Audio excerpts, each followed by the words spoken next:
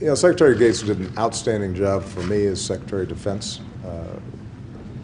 As he notes, he and I and the rest of my national security team came up with a strategy for Afghanistan that was the right strategy, and we are continuing to execute.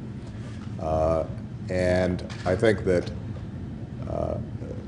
what's important is that we got the policy right, but that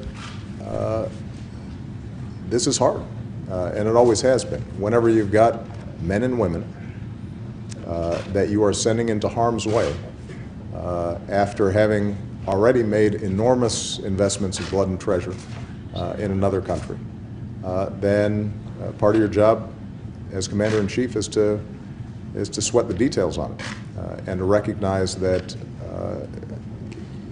there's enormous sacrifices that are being made, and you're constantly asking yourselves questions about how you can improve the strategy. The good news is that because of that strategy that we came up with, by the end of this year we will have completed combat operations in Afghanistan. We are in a position to continue to assist the Afghan people in making sure that they have a stable country that is working on behalf of the Afghan people and that is a good partner with us. But war is never easy, and I think that all of us who've been involved in that process understand that.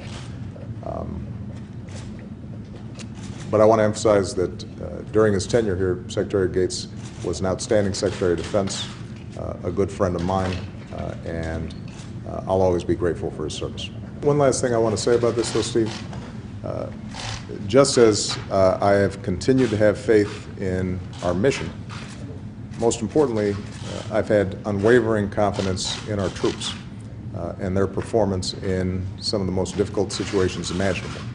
That job is not yet done.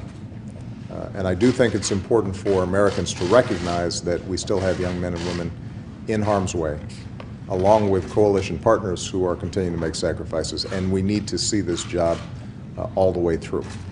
And that is going to be the case through the end of this year, and we're going to continue to have significant interest in the region for years to come.